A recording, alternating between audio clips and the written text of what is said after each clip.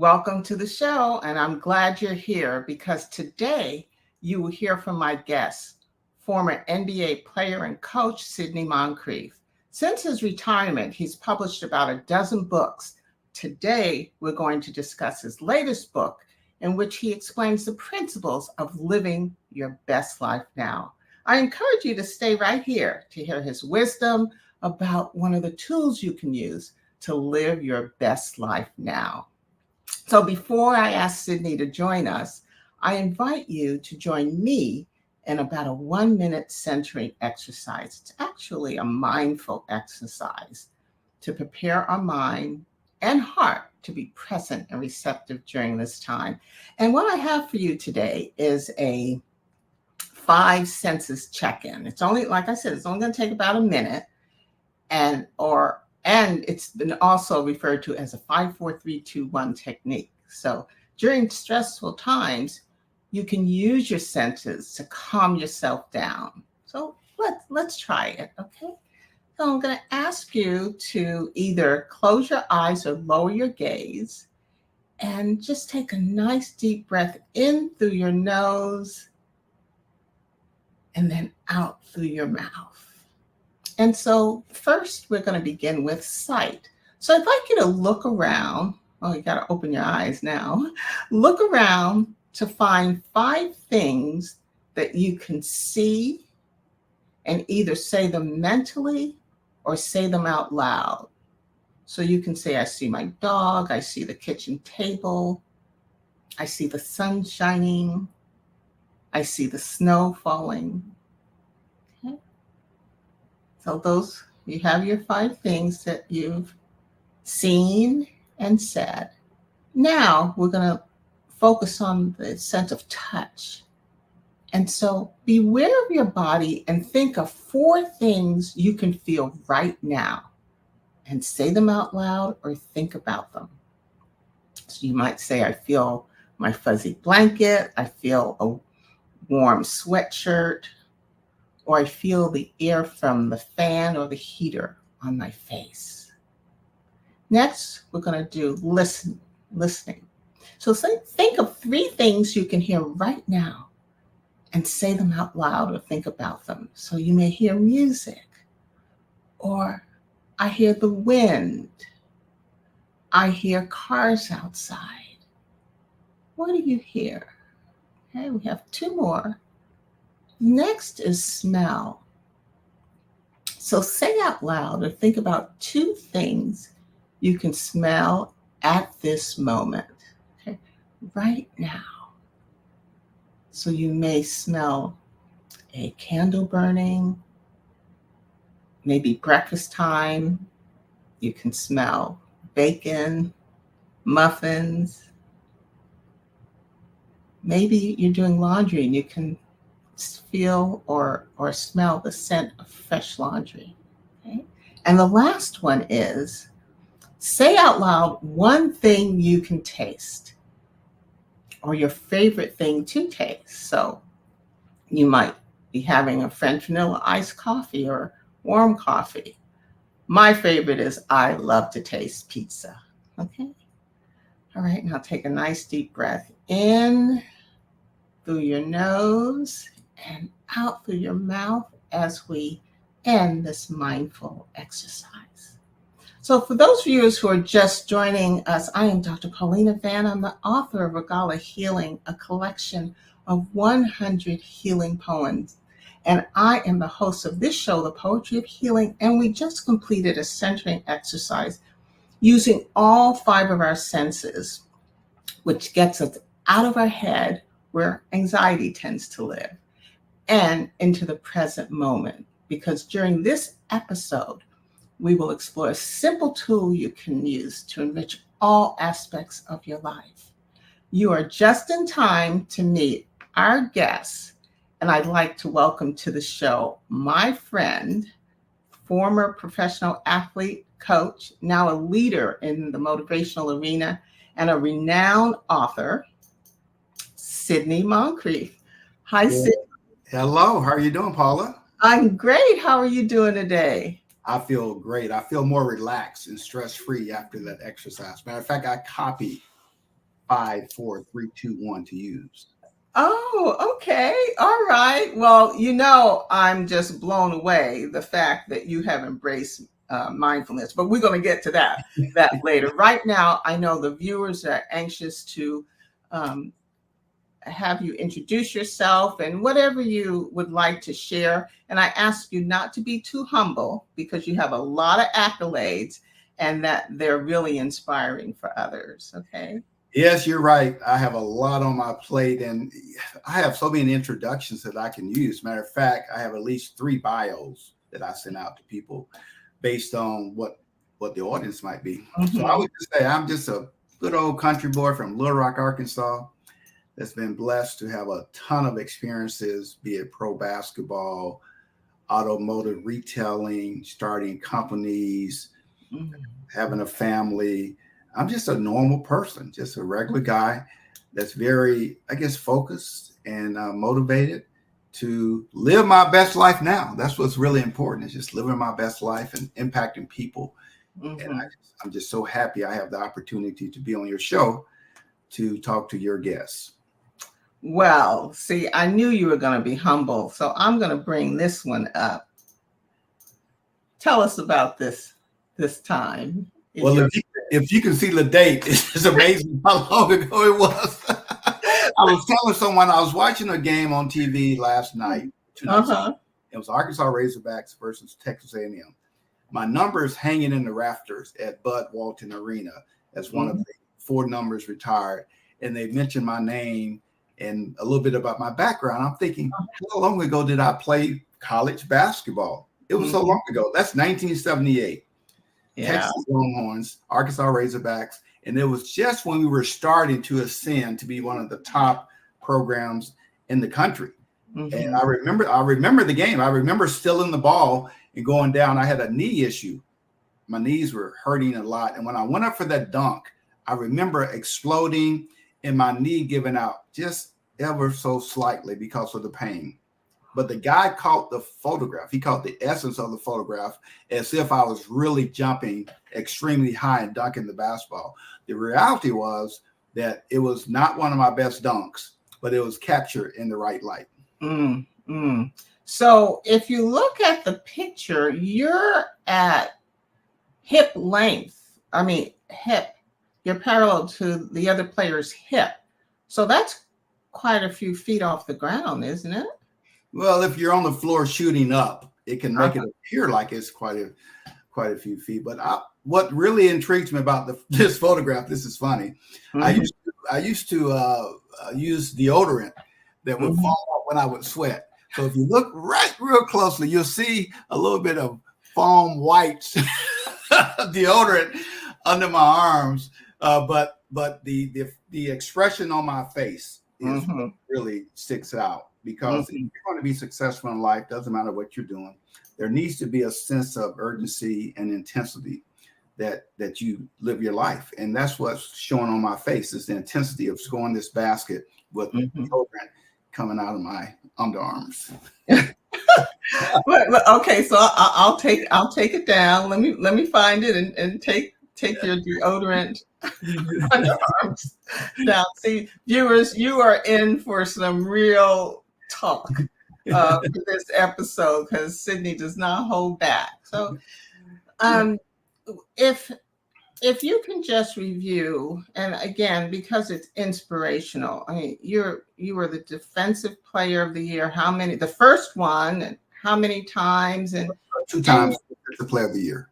The first 2 times. Yeah, and 5 times defensive first team in the NBA. 5 times, kind of all NBA top 5 players in the NBA 5 times.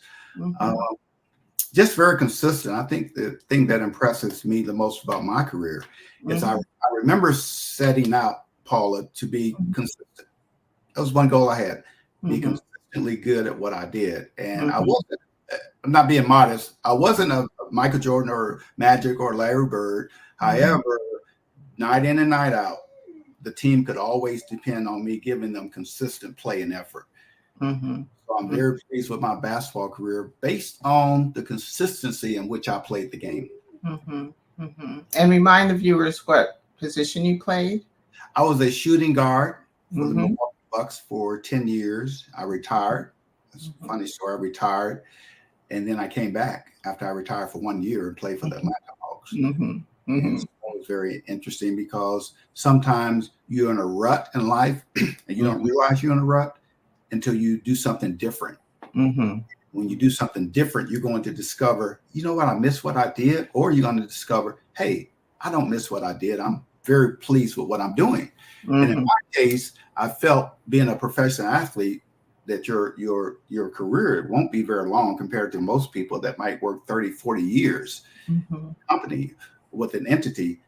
As a professional athlete, you got a small window. And as you get older, your body breaks down and you can no longer play at that high level. And I was watching the game on TV after I retired, and I watched a guy was playing that played with me, and he was still playing 5 or 10 minutes per game. And I'm thinking, if he can play 5 or 10 minutes a game for someone, I can play 5 or 10 or 15 minutes for another team. And I better do it before I can no longer walk, let alone play. And that's why I decided to come back after 1 year. After 1 year with the Atlanta Hawks, I just decided, I didn't decide, the team decided, you're done. You're through. No more basketball for you. I was hoping you told that story because it shows that you're a risk taker. As you said, you remain consistent and you believed in yourself, because if you didn't believe in yourself, you wouldn't have went back after your retirement. Not only did I go back, talk about believing in yourself, I went back without a guaranteed contract. And I was a very high level player. I always had a guaranteed contract. Being death, injury, sickness, whatever. Once I was on the roster, they had to pay me my whatever I'm owed. For my last year in the NBA, when I came back, I told the team, I said, you know what? You don't have to guarantee me one penny. If I make the team, you pay me X number of dollars. If I don't make the team, you owe me nothing. And I was sweating bullets. Like the last day of training camp where they actually cut players. Like, what in the heck have I done? But really, I had nothing to lose because I was reliving. I had gotten that passion, that love for the game back that I had lost the last probably 3 or 4 years. I had lost that. And I recognized I had lost it. But I got it back in 1 year. And that was so exciting just to go and compete and to have fun playing the game that I grew up loving all those years. Yeah. I just think it's an excellent example of going for what you want. And that's kind of one of your principles. So let's talk about, we talked about a little bit about what you did after you retired, but you've become a prolific writer. You've published, I guess, almost a dozen books. And the most current one is Why We're Here. We're here to talk about your book, and I have it right here. Oh, yes. Beautiful. And it's 13 game-changing principles for living your best life now. So tell us how you came to write this one. I write all my books. My books are very short. They're very just like me. I mean, my attention span is just like not very long. And so I keep my books very short because if I'm reading the book personally, I want to be able to I want to be a good read. I want to be a short read because I need to take that information and apply it and move on with life. So I've written 12 books. And every time I get a hot button, I'm like, yeah, I need to write about that. My book before this book was Acts of Kindness. I know she had kindness on the screen. But I wanted to get people thinking more about how we can be kinder to each other. Before that, it was about leadership, hiking. I got into hiking, and as I was hiking, all these leadership principles started coming to me. So I wrote a book about hiking. This book, as I was evaluating my life, I was thinking, God, you really have a nice life. You have control over your schedule. You have great clients. You impact people, and you get to travel and do things you want to do. Sidney, you're living your best life now. And I wanted to share some principles that would allow others to start living their best life now. So that's where this book came from. The foundation was helping individuals, helping people. That's why I write books. I don't write books. I don't write books to be a bestseller or to make a lot of money. Mm-hmm. I give away half my books because Mm-hmm. I just want to help people become better. Yes. And during you hold workshops, small groups, large groups, major companies, your presence in school is phenomenal. In schools, phenomenal for the Yeah, kids. we all need professional development. Adults Mm-hmm. need it, young people need it. Mm-hmm. And it's so funny, the same principles apply for both. Yeah. Emotional intelligence is just not an adult concept. Mm-hmm. SEL is not just a youth concept, it's a concept for adults and young people. And that's why I try to keep most of my subjects pretty consistent, and they're actually grounded in grit. That means growth, resilience, intentionality, and tenacity. And they're grounded into the 5 components of emotional intelligence. Mm-hmm. Mm-hmm. Well, viewers, if you've just joined us, we're here today with Sidney Moncrief, an NBA great, very humble, but he did phenomenal things on the court and definitely off the court as well. So today we're here to talk about his latest book, which is the 13 game-changing principles for living your best life now. And we're just about to get into the secret sauce about for living your best life now. So, Dr. Van, before we do that, can I do something real quickly? Oh, sure. I know we're taping, but my dog is whining, so I need to let him in the room so he won't interrupt what we're saying. Oh, well, it's fine. I don't hear him, but feel free to let him in. Okay. 1 minute. Yeah. Mm-hmm. Come on, wait. All right. That's my dog, Kobe. Say Kobe? Say hello to Kobe.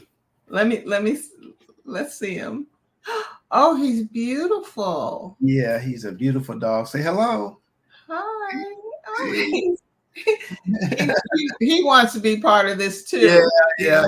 He wants to be part of it, but I travel a lot, so I see him not a lot. But when I'm home, he's like really active, and I could hear him whining. So yeah, he's in the room. Let me tell you, we're all family, just having a conversation. So it is fine. And if he barks, don't worry about it. We're just, it's all good. I'm going to chain him up and put him outside next to the tree, like we do in the neighborhood. You know what? I know better than that. I know your love for Kobe. So we're just about, I was telling the viewers, we're just about to get into the secret sauce of this conversation. And Sidney's latest book, there's some common themes, and many common themes like self-care and growth and mindfulness. So today, that's what we're going to focus on. We're going to explore mindfulness and some of the principles of how to live your best life that Sidney has created and wrote about in this book. And so, Sidney, I'm so glad you said you had a short attention span, because I was going to say it. We've known each other for almost 16 years, and I've never known you to have a long attention span. And so when I started reading the book and you talked about mindfulness, I was like, oh, I really have to find out how this evolved. And as I got into the book, I realized how it fit you so well. And so would you share with us your definition of mindfulness? And then I'm going to talk about the difference between mindfulness and meditation, because there's a significant difference between the two. Yes. Now, my definition of mindfulness, based on what I've read, based on what I've studied, is number one is staying in the now, which is something I did naturally already. It's like, okay, I can feel that. Basically, for me, it's about what's happening right now. My past doesn't really impact me very much. I'm not looking too far in the future other than planning.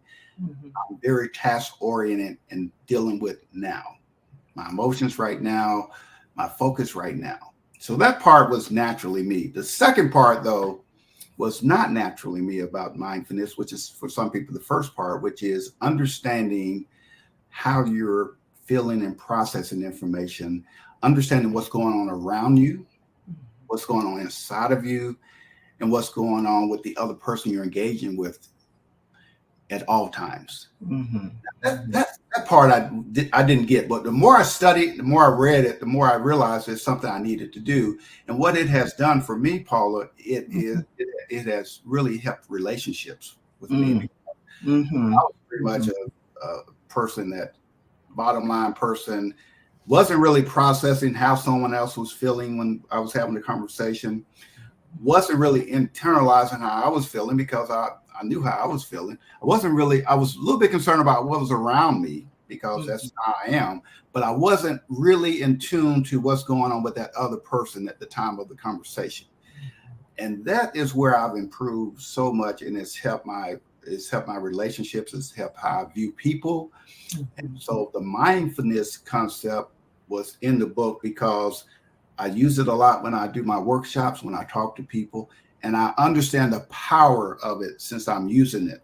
I understand the power of understanding, or trying to understand what's going on with that other person, what's going on inside of you and in your environment.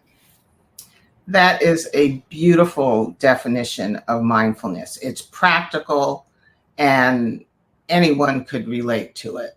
So I'm going to just show the difference between mindfulness and meditation, and hopefully this will motivate our viewers to at least try mindfulness. Well, we did at the beginning of the show, I did a mindfulness exercise. So, and if you didn't see it, rewind after the show is done, and it's only a minute, and then you'll get to experience that. So mindfulness and meditation often used interchangeably, but they are related practices. So there's a key difference, and Sidney highlighted the fact of being intentional and paying attention to what you're doing in the here and now. Not only what you're doing, but who you're interacting with. And it's without judgment. And the beauty of mindfulness and meditation are both lovely practices because I support and promote both on this show. But the beauty of mindfulness, and it's a wonderful place to start, is that you can integrate it into your daily activities, like walking and eating and washing your hands, working out, sewing, painting. So it's not on a schedule, and you can do just short bits, short segments of mindfulness or paying attention. Meditation, on the other hand, is more structured. It requires a dedicated time and focus for your mental exercises, and it typically is practiced in a very quiet environment, and it involves specific techniques such as mantra, visualization, perhaps, but sustained attention on a specific point for an extended period of time. Okay, so I hope that helps. Sidney, did you want to add anything else about the differences? No, you're the expert in that area, certainly. But I do want to add this right here. Mindfulness works better when you can anticipate when you're going to need it. Because sometimes we get into so much of our lives are social interactions with others. And sometimes we go into those interactions without being intentional. You said the right word, intentional, about how mindfulness might come into play.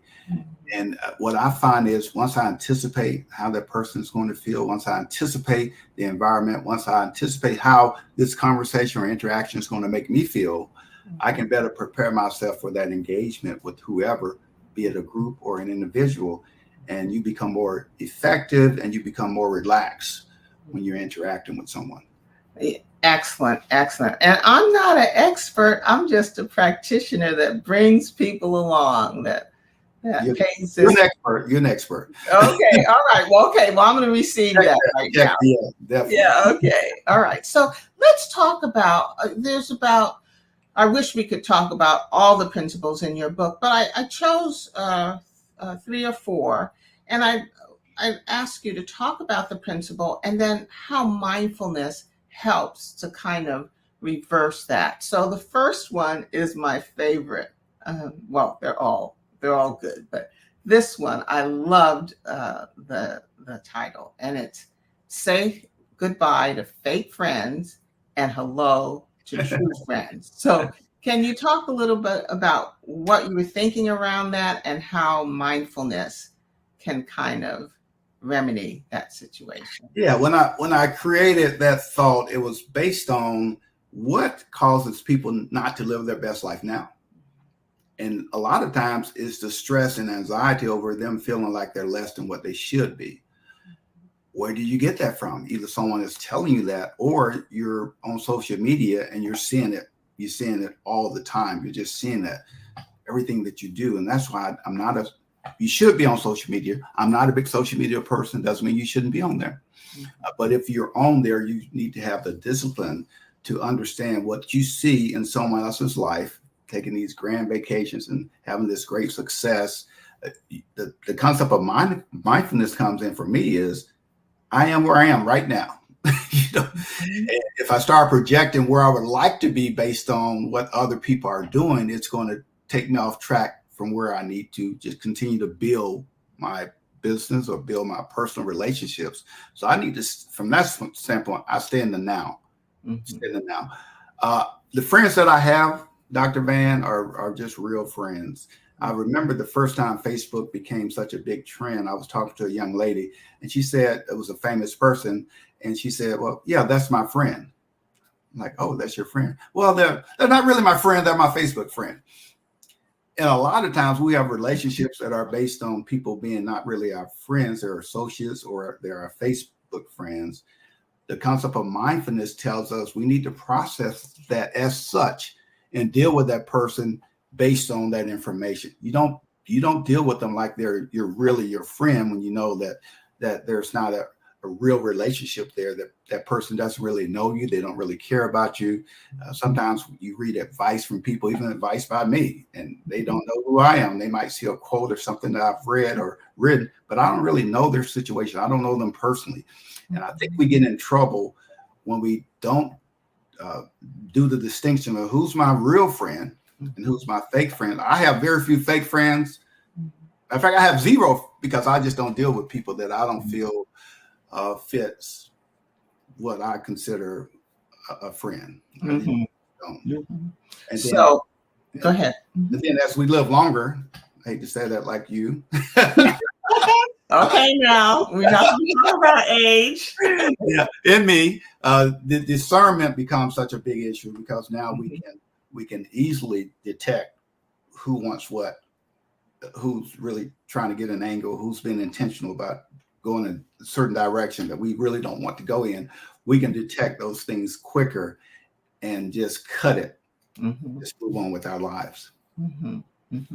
Well, the other way that mindfulness comes in is that you talk about the addictive, distractive nature of being on social media and the mindless scrolling. You can just get into a trance. And so that's, you talk about why mindfulness is so important in this case. Absolutely.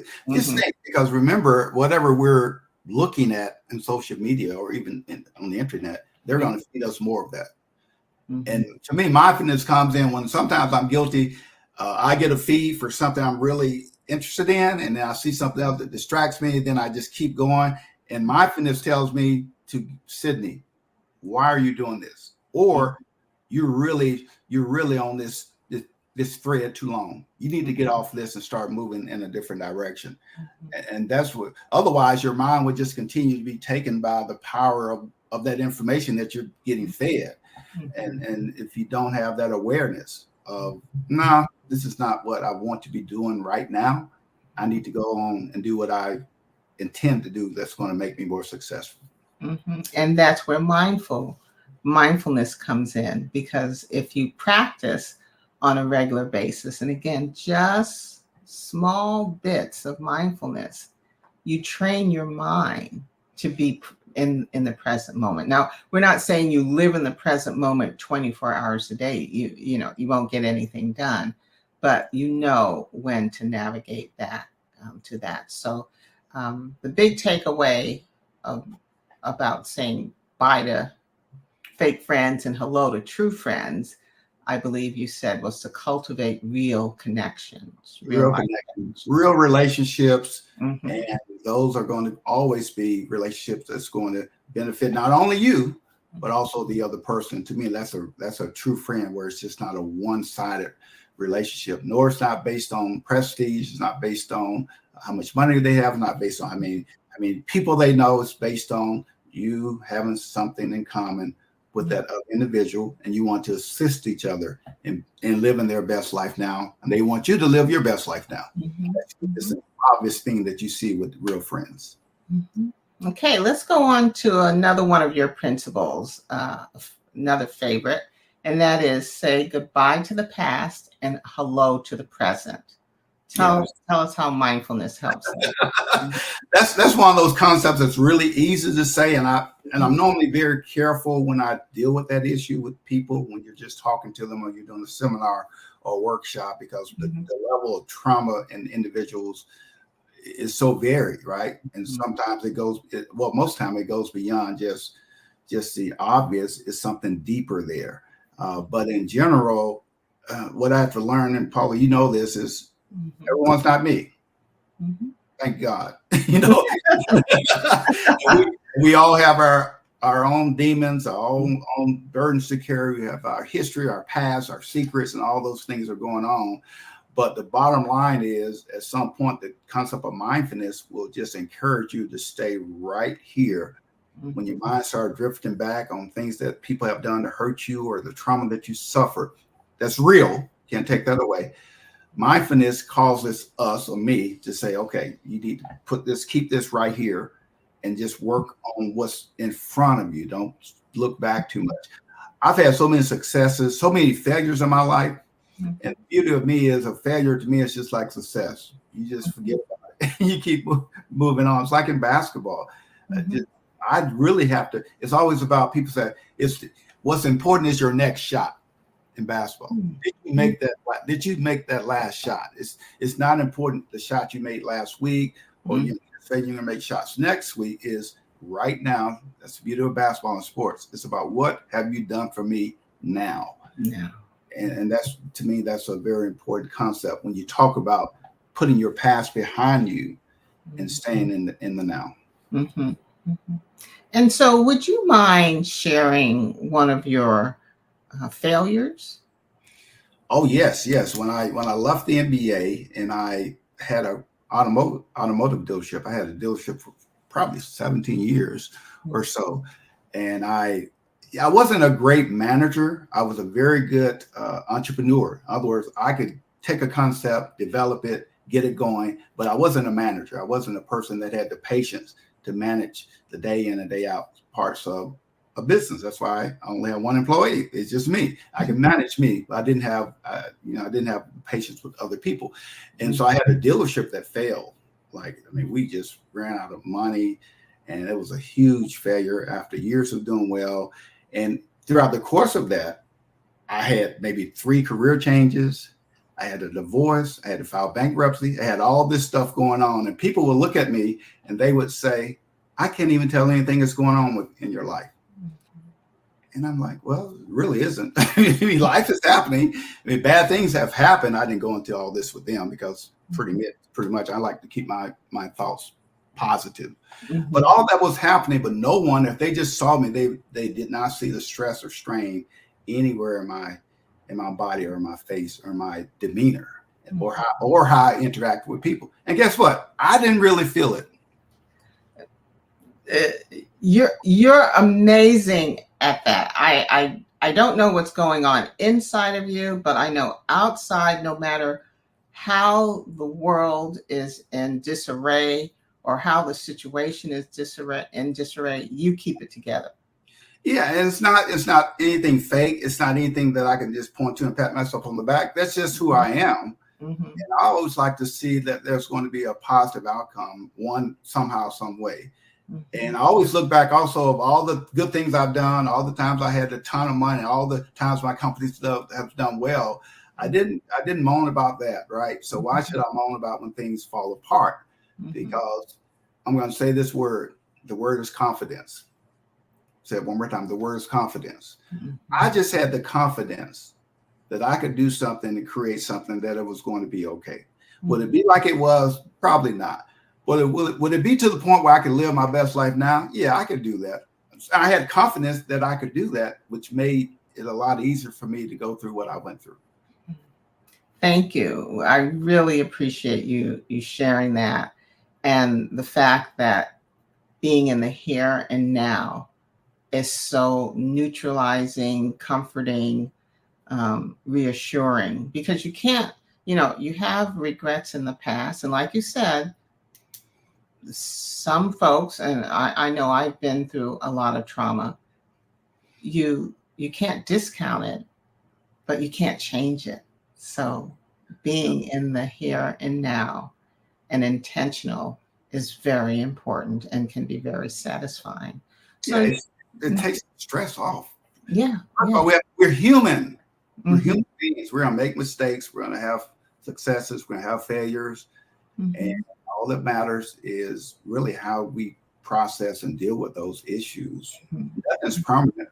We know people that had a job yesterday. They don't have jobs today. We know people that had relationships that they loved yesterday. They don't have them today.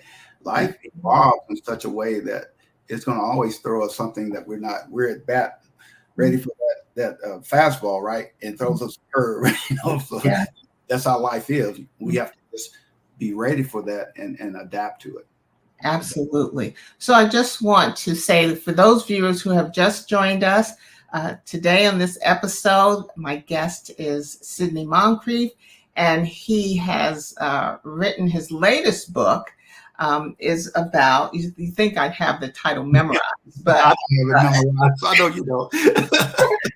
13 game-changing principles for living your best life now. And so we just covered two, say goodbye to fake friends and say hello to true friends, and also say goodbye to the past and a hello to the present. So Sidney, I'd like to go into, I think this next one feeds right into the last comments you made, and that is say goodbye to discontent and say hello to gratefulness. So talk to us about that. Yeah, and people are different. But I've always, I think instinctively, and this is probably not intentional, just who I am.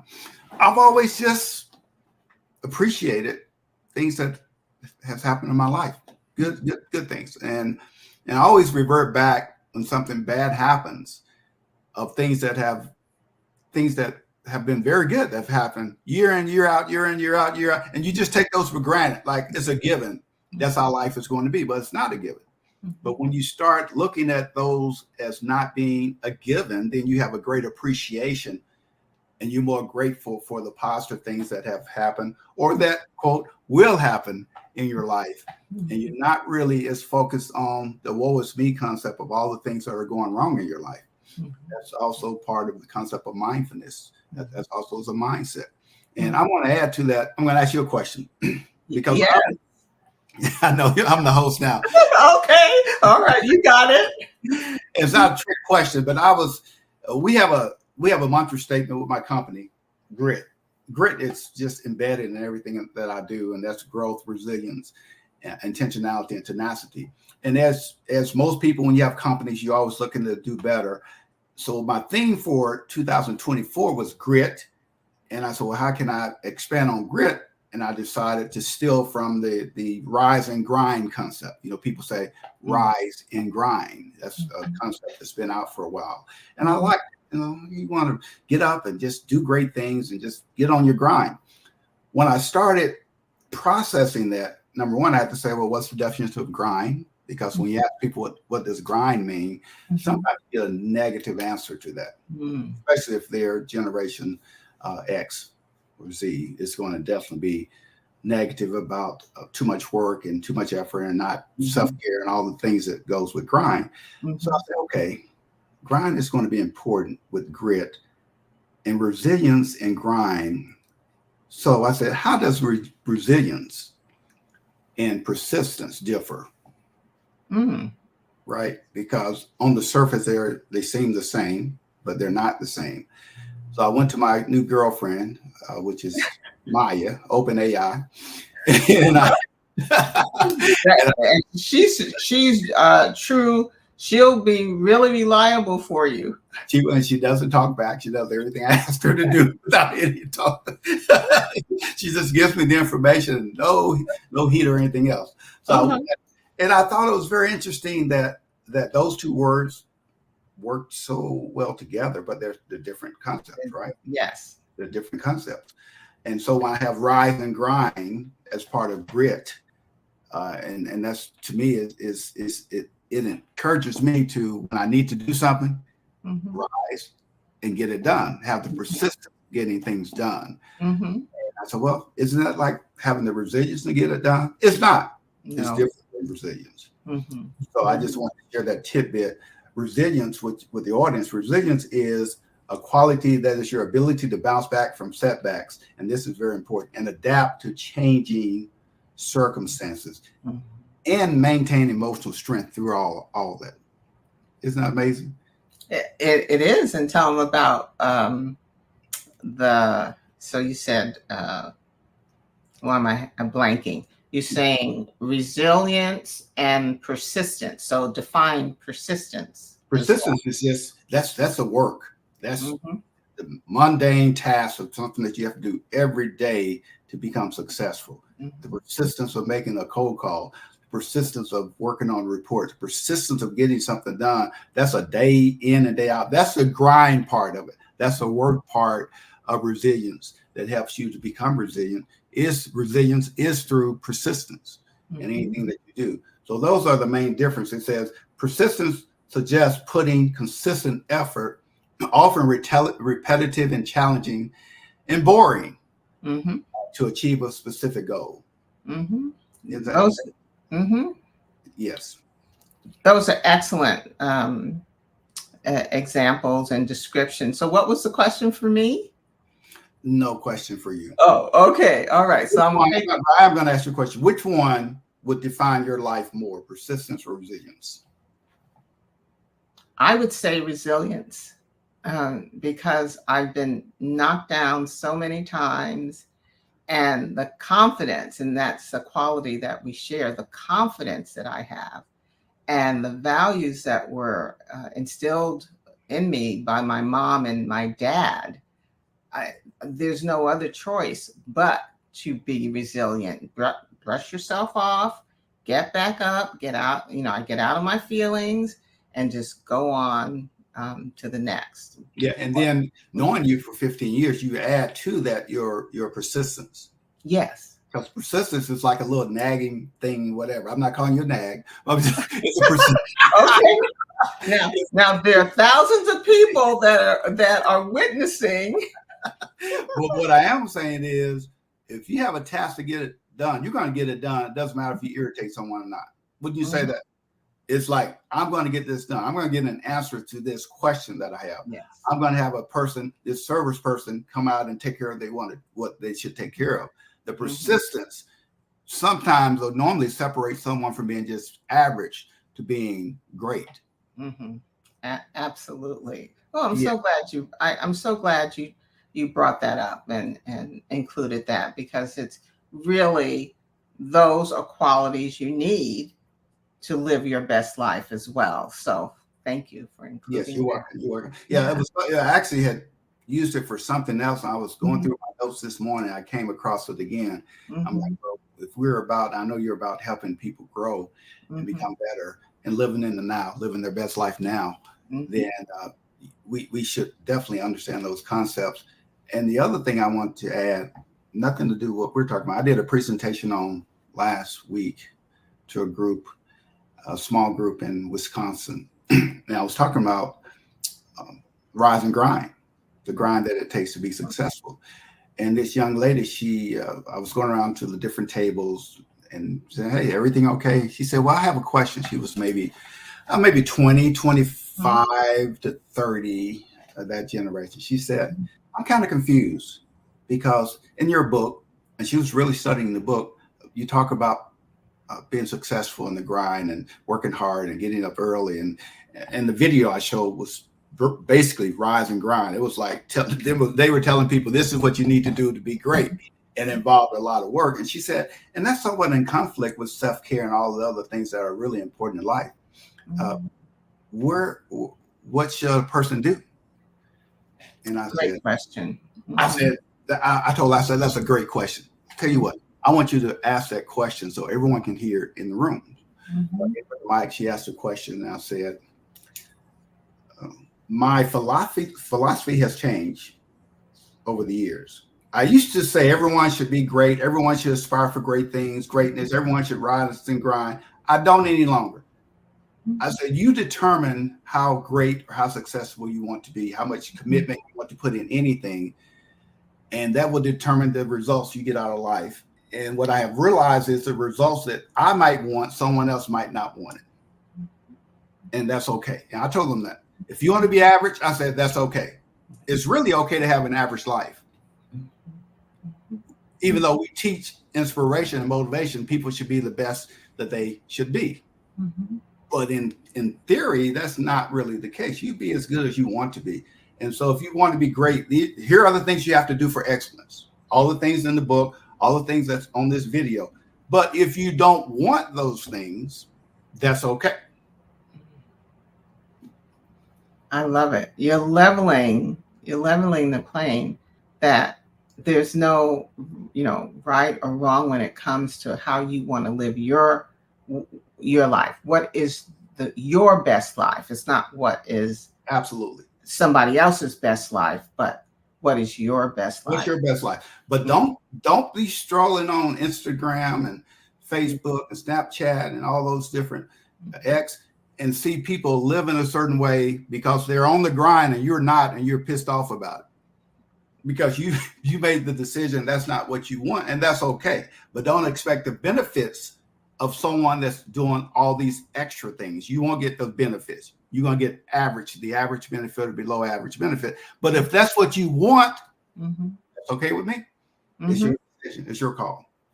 It reminds me, and you don't know this because I haven't talked to you in a while, but I'm taking acting classes. And and that's a long story, but I am taking acting classes. And one of the, I'll say mantras of the school is, I am enough. I am enough. And so what you talked about of, your best life is your best life reminded me of that. So Sidney, we're coming to a close, and I just like you have another principle, and your former book, or your last book before this one, was about kindness. And so you have a principle of saying goodbye to indifference and hello to kindness. So can you talk a little bit more about how that is important and the role mindfulness plays in that? Yeah, and it's so important if you want to live your best life, to me, to be kind, because when you're kinder to people, acts of kindness brings about benefits.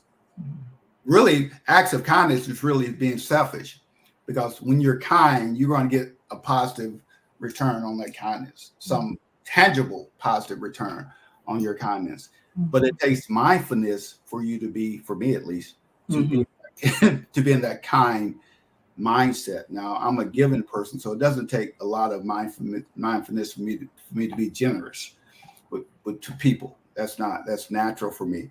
But maybe a smile here or there. I'm not a smiling person.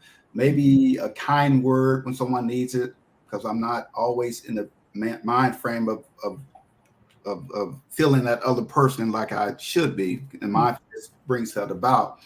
Then it's been so liberating. Matter of fact, my book before this book was about acts of kindness. I wrote it because there's so many people that are kind in our world, but guess what? They're drowned out by all this chaos and confusion that we see on social media. Yet we have 80% of the people are kind and nice and generous, and they do good things for people. we don't hear that enough. So I wanted to write a book about kindness, and mindfulness plays into that, because just like instinctively, naturally, our DNA, we have kindness is embedded into our DNA. So is being unkind. They're both fighting one another constantly. And so mindfulness allows one to shine brighter than the other. And the benefits of that, making another person feel great for that day, or recognizing their efforts for that day. I use it when I travel a lot, and I use it for selfish purposes, which I guess it's okay. Sometimes. Okay. And I tell young people, I tell adults, there's 3 benefits of smiling. One, it's over your lifetime. People that smile more than people that don't smile more. The people that smile more make more money. They get promoted more often. They live longer. They feel better. There's so many different benefits of smiling. And so when I travel and I have to ask for a better seat at the airport, or a better room at the hotel, or a better place at a restaurant, the power of smiling, being nice and kind to people guarantees you just about that your request, if available, will be fulfilled. Oh. I'm so glad you brought up about smiling, because all that you mentioned, research has supported that those who smile more are seen better in interviews. They more often get the job. And but the key is, Sidney, it has to be an authentic smile. Yes. But fake it till you make it. If you don't have that's one that is one that you can fake until you make it. Yeah. Because people I'm not a natural smiler. Mm-hmm. But in certain situations, the concept of mindfulness, I'm about to do something, just I'm about to go to the ticket counter. Mm-hmm. Mindfulness tells me, Sidney, how are you feeling right now? Mm-hmm. I'm not feeling great. I'm kind of like chill mode. Well, Sidney, you need to smile. Yeah. Sidney, you need to recognize what's going on around that person at that ticket counter. Is it chaos that day? Do they seem like they're in a good mood, or they're in a bad mood? What sincere words can you give them or say to them to make them feel better about their day? Right? Mm-hmm. How's the environment around you when you go to the ticket counter? It's a long line of people. It's not very many people. All those things are taking place before I even step to the counter. Mm-hmm. That's been intentional. And then now I could just say, hey, I see you're having a great day today. Or, oh, I see it's a very difficult day. You appear to be handling everything very well. Mm-hmm. Just a smile and a nice comment, a compliment makes all the difference. And what if I leave with nothing, that's okay. Mm-hmm. Nothing's more powerful than that person just smiling. Nothing's more powerful than a very angry, nasty customer service person that you have just encountered. You say something nice to them to make them smile when when you looked at them the first time, you said there's no way they would ever smile. They never smile. They never say anything nice. And you say something, they go, thank you, sir. Mm-hmm. That's powerful. It really is. And smiling is infectious. It is. So, Sidney, we could go on for another hour at least. But it's time to close the show. And I wanted to do some affirmations, which are really mindful statements related to the principles that Sidney shared with us today. So for living your best life. So I'm going to say the positive affirmation, and then remember that it is a powerful way to train your mind to shift away from negative thoughts and foster a more optimistic, positive outlook on life. So they're just 4 affirmations. And so I'm going to say it, and then you can say it out loud, or you can say it mentally. Okay. So the first one. Why don't you say it, Paula, and I'm going to steal it and use it. Oh, okay. Okay.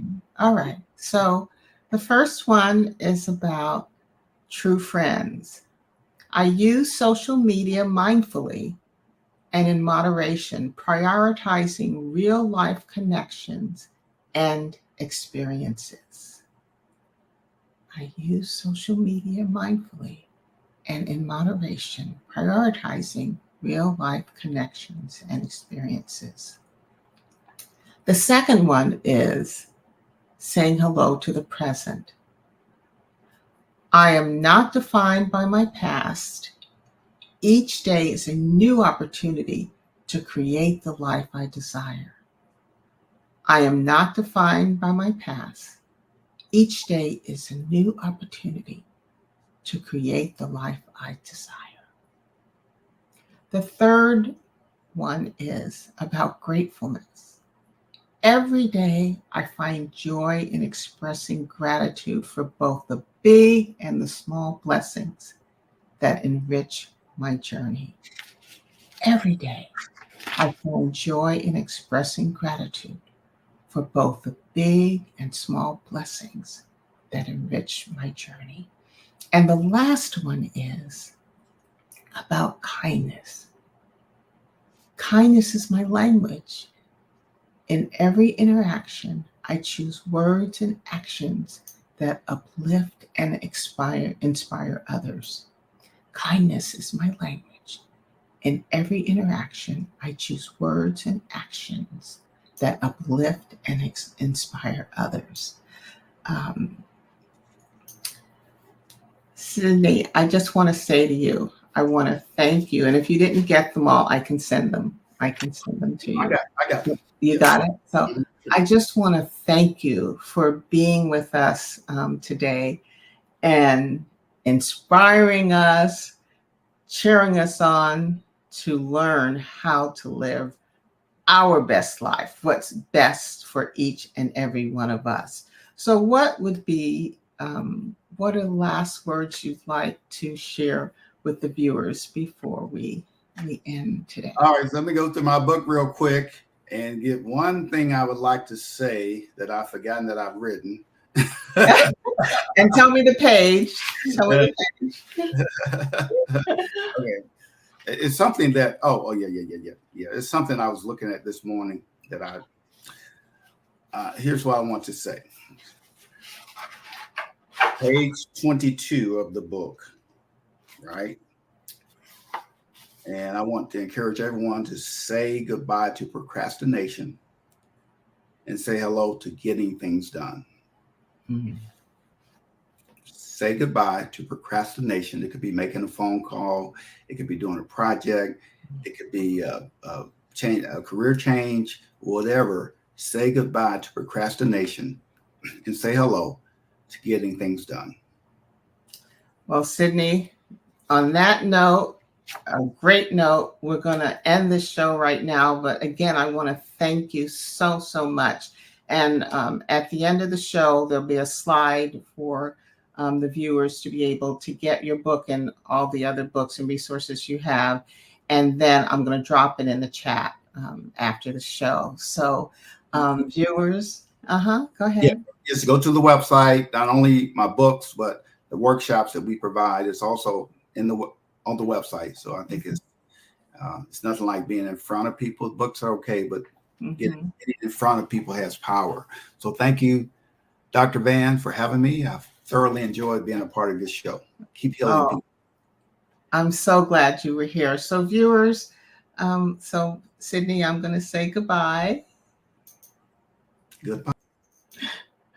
Okay, so thank you for being with us today. And I just want to invite you. I'm here every first and third Sunday, right here at 9 a.m. Pacific time.